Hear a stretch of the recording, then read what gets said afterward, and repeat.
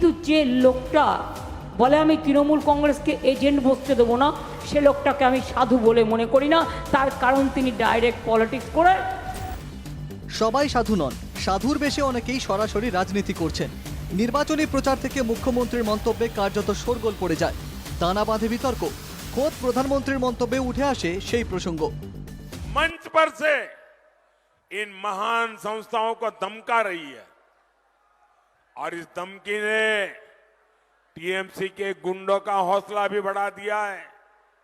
पता चला है कि जलपाईगुड़ी में रामकृष्ण मिशन के आश्रम में कल रात को तोड़फोड़ की गई है।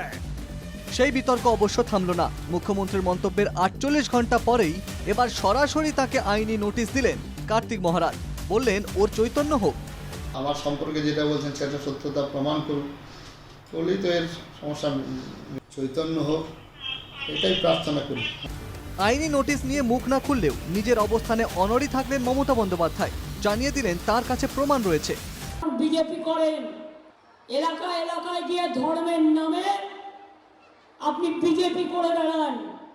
আমি বলছি আপনি করুন, কিন্তু বিজেপির চিহ্নটা বুকে লাগিয়ে রেখে করুন, লুকিয়ে লুকিয়ে কেন? আমি তাই বলেছি, আমি যেটা বলি আমি উইদাউট এভিডেন্সে বলি না। সেখানেই না থেমে মুখ্যমন্ত্রী তুলে আনলেন ভোট হিংসার প্রসঙ্গ। মুর্শিদাবাদের রেজিনগরে ভোট হিংসাতে প্রচ্ছন্ন মদত দিয়েছেন মহারাজ, দাবি তৃণমূল নেত্রী। ভোটের দুদিন আগে মুর্শিদাবাদে যে দাঙ্গাটা করিয়েছিলেন তার হোতা ছিলেন উনি। আমি সেই জন্য বলেছিলাম কিছু লোককে খেপিয়েছে যারা ছানার ব্যবসায়ী, ছানা তৈরি করে বিক্রি করে। খবর আমিও রাখি।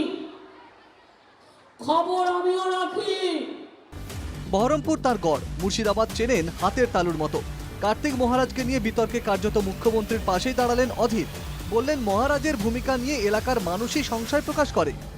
পরিচিতি নিয়ে এখানে বহু মানুষের কোশ্চেন আছে, সে কমসে কম সাধু বা সন্তের বা সন্ন্যাসীর যে চরিত্র হওয়া উচিত সেই চরিত্র তার নেই, এটা এলাকার সব মানুষ জানে। কার্তিক মহারাজ ওরফে স্বামী প্রদীপ্তানন্দ যদিও বলছেন গোটা পৃথিবী জুড়ে মুখ্যমন্ত্রীর মন্তব্যের বিরোধিতা শুরু হয়েছে। ভারতবর্ষ জুড়ে প্রতিবাদ হবে, বিদেশেও প্রতিবাদ হবে, প্রতিবাদ হচ্ছে ইতিমধ্যেই। আসাম, ত্রিপুরা, ঝাড়খণ্ড, বিহার থেকে খবর আসছে। মুখ্যমন্ত্রীর মন্তব্যের বিরোধিতা করে ইতিমধ্যে প্রেস বিবৃতি প্রকাশ করেছে বিশ্ব হিন্দু পরিষদের বীরভূম শাখা। যা বলেছেন আমি সব করে দিয়েছি। আমি রামকৃষ্ণ মিশনের বিরুদ্ধে নই, আমি কেন একটা ইনস্টিটিউশনের বিরুদ্ধে হব? আর আমি অসম্মানী বা কেন করব?